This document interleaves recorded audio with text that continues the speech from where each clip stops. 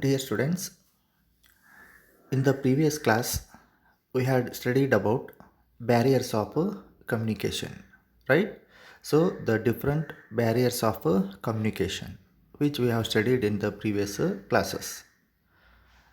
After knowing those barriers, which are going to become obstacles for an effective communication, now we are going to study in this online class what are the suitable measures to improve communication effectiveness. That means how to overcome barriers of those to make an effective communication. That we are going to take study in this online class. So here it is, the following measures to improve communication effectiveness. So to make an effective communication between a communicator and the communicatee, the following points should be considered. That means the following points are the measures will help to make communication effectiveness. So these we are going to be take study in this online class. So the first measure, that is clarify the ideas before communication. That means the communicator or the message sender who should clarify that problem or the situation or the phenomenon, and he himself should study first of all, and he should understand that problem, then he can go for a communicator with the subordinates. So the entire problem should be studied in depth, analyzed that problem scenario, and it should be stated, means explained in such a manner that the communicatees, means the receivers or the subordinates, they must able to understand. In that manner the communicator should clearly convey the message. That is what about the first measure which has been taken to improve make an effective communication, that is clarify the ideas before communication. The second one, communicate according to the needs of the receiver. That means a manager should adjust his communication according to the education and understanding levels of subordinates. That means while sending the message to the receiver or the communicatees, or we can call it as a subordinates, a manager should understand the level of understanding capacity of the employees or the subordinates. So their ability to understand, their ability to make a decision, their education qualification, their status. So these are going to be understood by the manager, and according to that, manager should convey the message. That means the way manner in which subordinates are able to understand, in that way manager should stated the matter or the information. That is what the second one, communicate according to the needs of the receiver. Third one, consult others before communicating. So manager,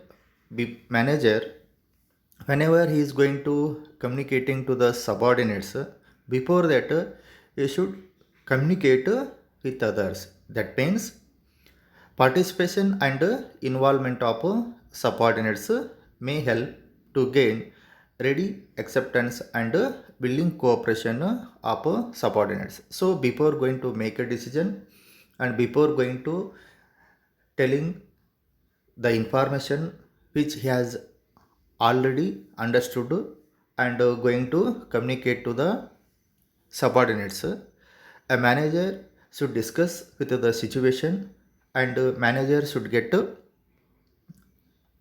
ideas or the opinions from the subordinates. Then By take into consider the opinion of the subordinates, he can go for communicate the information to them. Then only manager can get complete cooperation from the subordinates. That is what about the third one, consult others before communicating. Fourth one, be aware of language, tone, and content of message. This is very important because the language should be medium. The language should be universal. The medium of language should be universal. That means the language must be understandable between the subordinates and the manager. In that universal language, manager should express the ideas. That is, the language used should be understandable to the receiver and should not offend the sentiments of the listener. That is what. So, and the manager is going to conveying the message to the subordinates, he should be aware of the language, means he should be comfortable with that language which he is going to speak. At the same time, communicate is also able to comfortable that language which is used by the communicator. So, and also the content of the message, means the body of the message or the main point or the center point of the matter should be clearly mentioned to the subordinates. Next one, convey things of help and value to listeners. That is, while conveying the message to others, it is better to know the interest and needs of the people with whom you are communicating. That means the communicator always should convey the message and which must be useful and which must be in the interest of the organization as well as employees. That must be expressed or conveyed by the communicator to the subordinates. That is what about the fifth point. Next one, ensure proper feedback. That means there should not be one way. A manager should expect a response from the communicatee also. That is, the receiver of communication may also be encouraged to respond to communication. So, while communicating to the subordinates, manager every now and then should go for asking some questions to the subordinates. So, which also motivates the subordinates, and the manager will give scope for the ideas of the subordinate. So this will become an attentive atmosphere going to create in the minds of the subordinates. That is what about ensure proper feedback. Next one, communicate for present as well as a future. So when a manager generally communicating to his subordinates, which must be matched with the existing scenario, and also manager should also keep in mind that the information should also belonging to in future. So keeping in these two aspects, manager should communicate present events as well as future events. So according to that, subordinates they are going to make their plan while they are working in the organization. So the communication should aim at future goals of the organization as well as present requirement of the present requirements of the organization. Next one, follow up communications. So whatever information, whatever guidelines or instructions given by the manager to the subordinates, from those subordinates manager should get time to time response. So it is the responsibility of the manager to update the matter. That is, so there should be regular follow and review on the instructions given to subordinates. So such follow up will help to the manager as well as subordinates to follow up the situation. At the same time, this will avoid the delay in communication. So when the people means the communicative and the communicator time to time when they are interacting in each other, no doubt we can avoid the confusion. So the matter is going to be updating, the situation is going to be updating. So for that is the reason there should be follow up communication. That means there should not be one way communication, there must be always a flow of communication. So there must be an exchange of ideas or the exchange of information between both the communicator and the communicative from time to time regarding the particular issue. That is, next one, be a good listener. So manager must be a good listener. So he should give importance to his subordinates.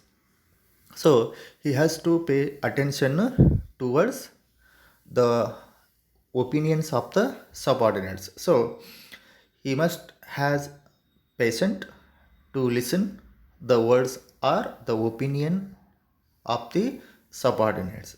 Here it is. Manager should be a good listener. He should not become autocratic.